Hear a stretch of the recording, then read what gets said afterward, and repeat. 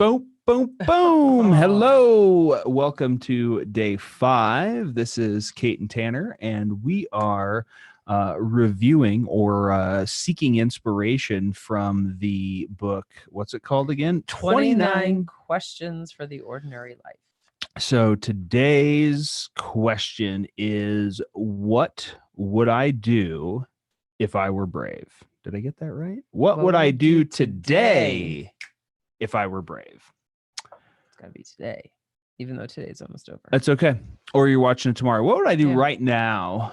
Tomorrow's fine too. It's really about taking action and getting over your fear is what the chapter was about. Would you like to take it from here?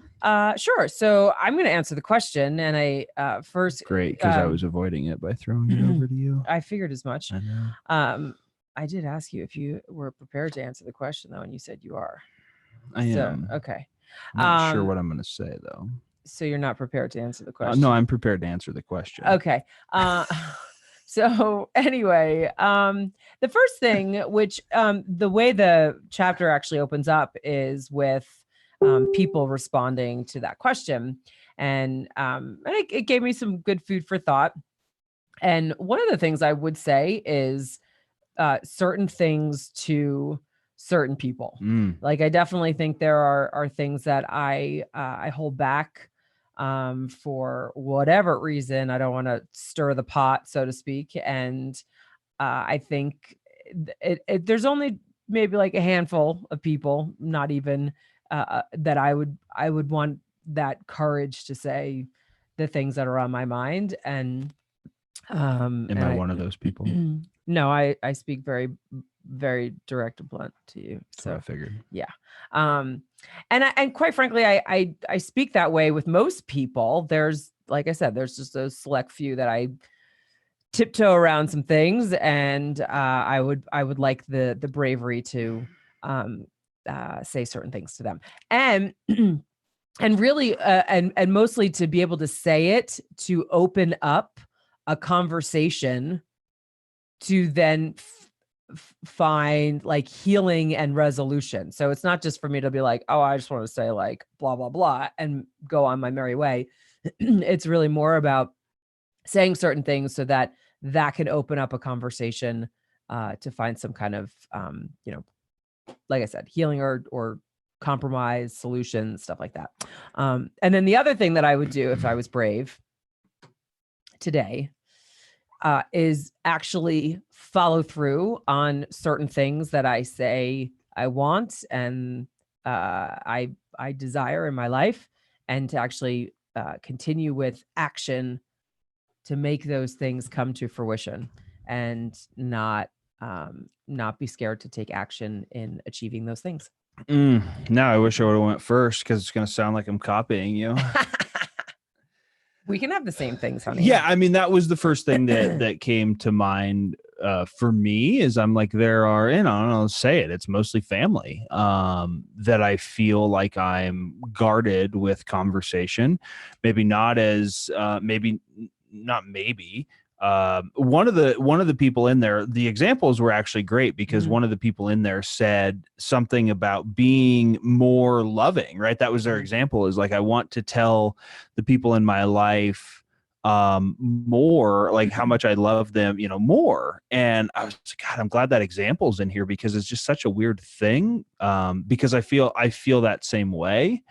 Some around family and some around friends. We're in a time where it's like, hey, let's reach out, let's check on each other, let's do all this stuff. I've, multiple times, if you've been around here at all, I'm an introvert. Like, the human connection, like, I could literally, like, weeks can pass, and I if I don't like talk to people or like, I can literally be in my cave for like days, probably weeks. And I'm okay with that. So that's why, like, right now, I know there are people that are like extroverts and they get all their energy from people. And that's been an adjustment for you working from home. I'm just not that way. And it's not that I don't care about people or that I hate people or have any negative connotation. I actually care deeply.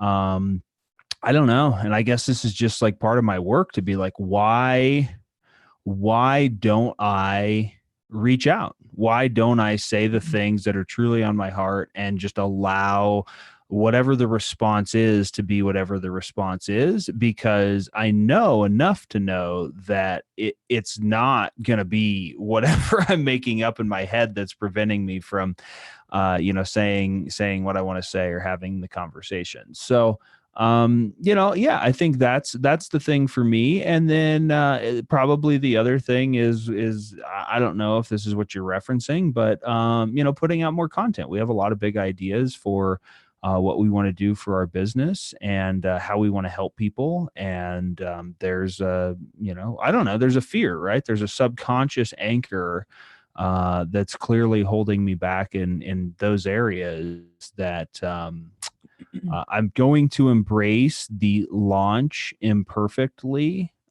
strategy and advice of one of my mentors. Launch imperfectly, like progress over perfection, all these cute little phrases and buzzwords that I know and that I say, and really am going to put those into action. So that part, like, I'm working on it, right? And that only time here over the next few weeks will it unfold. The other thing, I don't know. I'll I guess be better about, like, if something pops into my mind, just say it. Sometimes you need a filter, though. No, sure, you need a filter. But my point is, like, I think, part of this book and what it talks about is, or this chapter is that fear does hold us back, right? And we know, is it this, or did I read? I'm consuming so much content right now. I'm getting no. In other words, fear goes away the moment we do what we fear most, right? And so it talks about the fact that fear holds us back until we do the thing, and then we're not fearful of it anymore. We literally cure fear through action, and we know that to be true. Yep. I went bungee jumping. I was terrified to do that up until the point that, like, I got jumped off the bridge, and I think. And you weren't scared going down? There's no time, like. I mean, yeah, I remember very vividly. I was like, "Oh shit!" And it was like in the canyon valley over the river, and so there's just like this big echo. I mean, I could hear my "oh shit" like echoing through the whatever.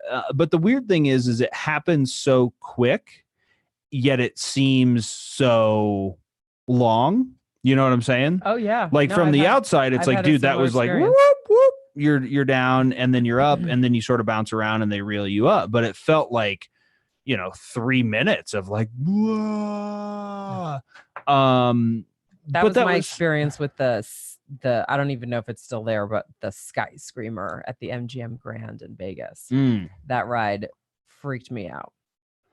And yeah, I mean, there is some level of, like, you get past the fear once you take the action. So and actually, like, for my example in that experience, watching the people do that ride, I had such a fear over that initial drop that I'm like I can't handle. I was with someone, I was like, you're gonna have to pull the cord so to drop us, like, blah blah.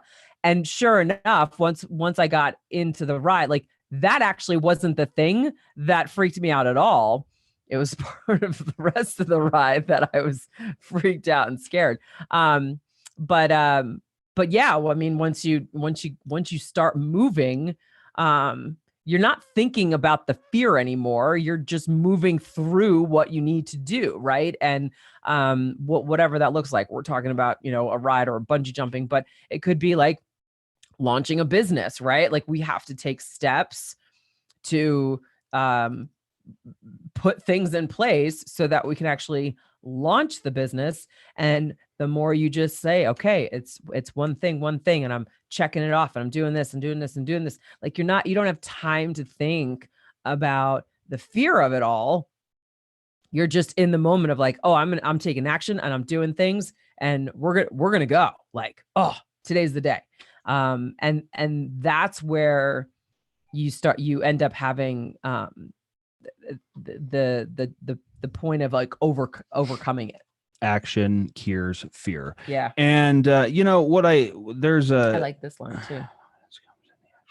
confidence comes in the actual doing of what we fear. That's interesting. I Yeah. actually need to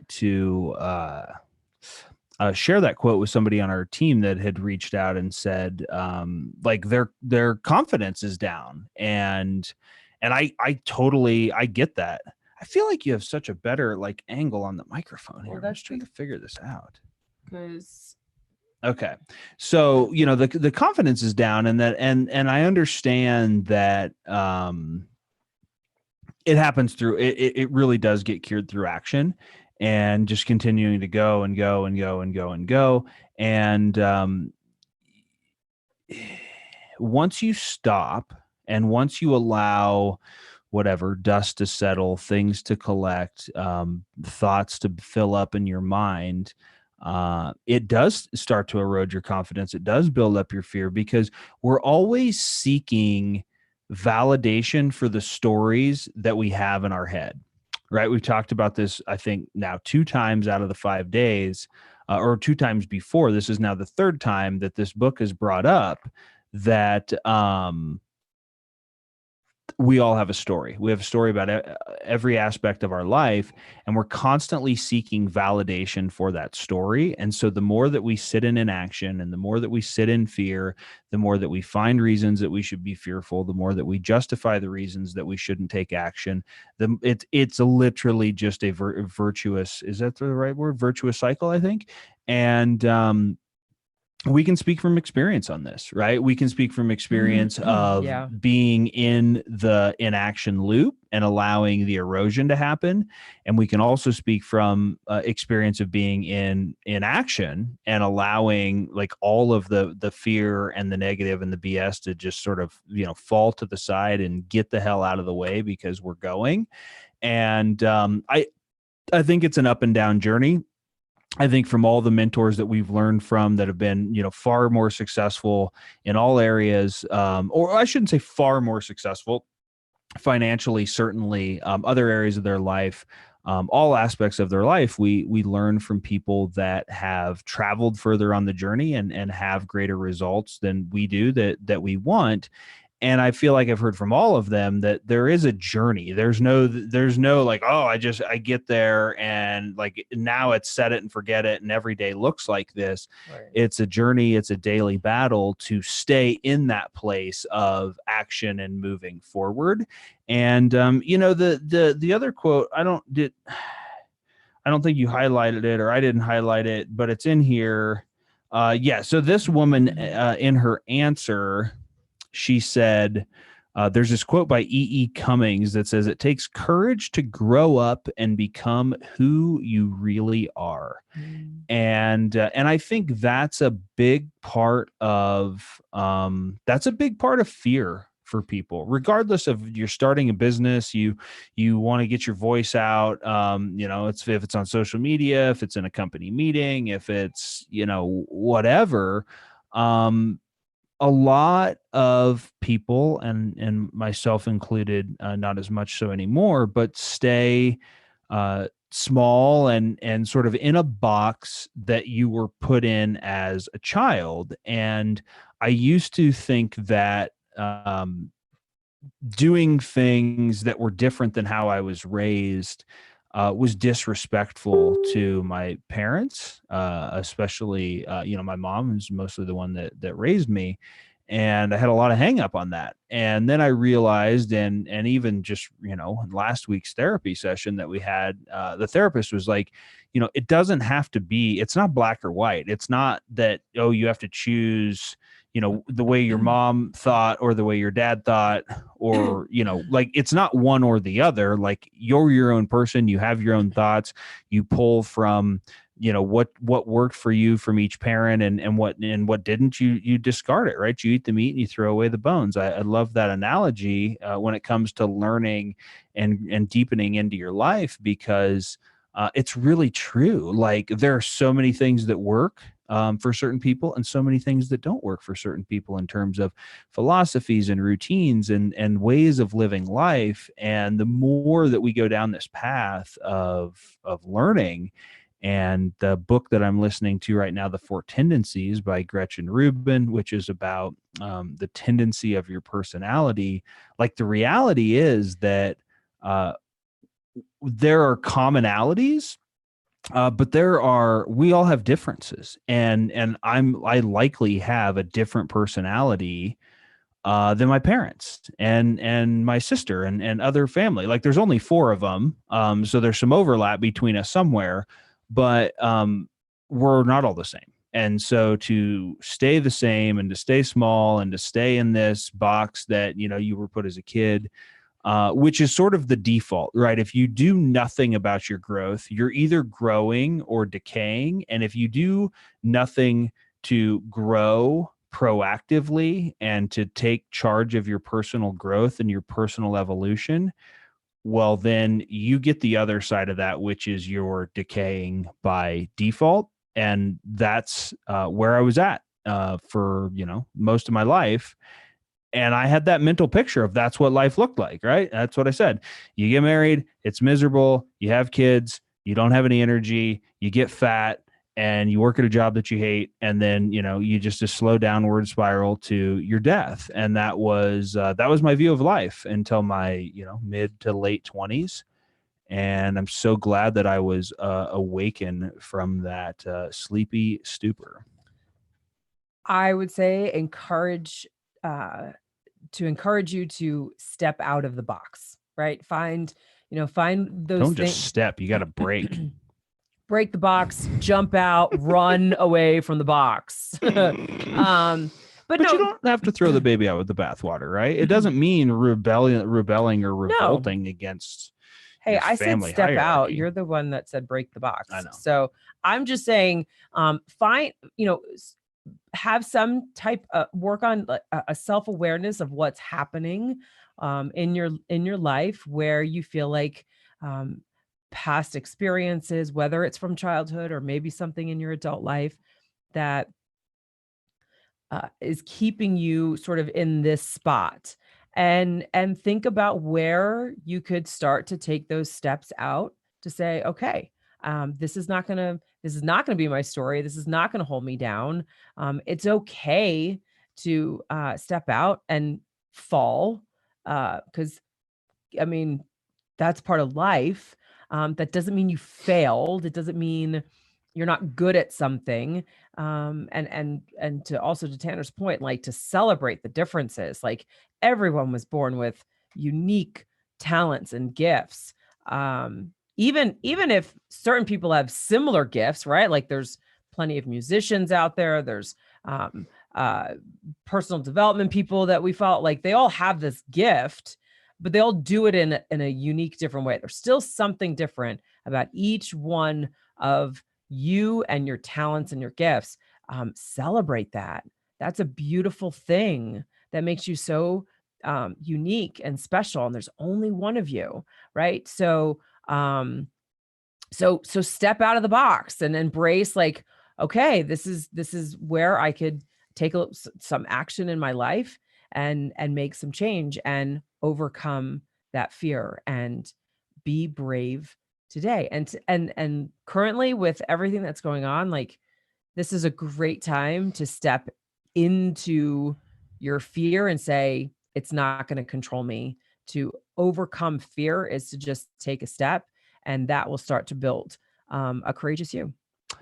I do feel like, and we'll end it here, that there's no better time than now, right? I mean, if as I think about it, as I've been thinking and applying the current situation to my own life, I'm like, what's the worst that's going to happen? I'm going to die, right? So why not step out and take risks? And I've seen, 2 times now from mentors and people that I really respect, is that the greatest fear is the fear of regret. It's not the fear of, getting sick, the pandemic, the coronavirus, the whatever, because this too shall pass. And if it doesn't pass for you, you're going to die. And what's it going to matter anyway? But for the majority of us, right, 99 point something percent, depending on which data model you look at, and 99% of us are going to make it through this. So you've got to think about what's on the other side of that. And now's a great time to be brave because there's so much noise, and it's a great time to go out and to test things and do things and fail. And I'd like to clarify the definition of failure. To me, failure is when you don't try to do something. Like you don't start taking action steps to doing something.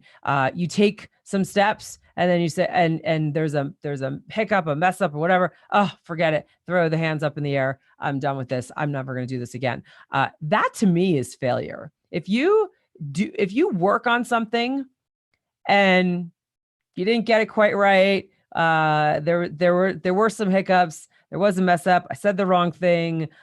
This didn't work out the way I thought. I built this and it didn't turn on. Like those are all lessons and learn. Like they're all ways for you to say, okay, so that happened. Now, how do I make that not happen again? Right. And then that's progress. That's learning. And that's not failure.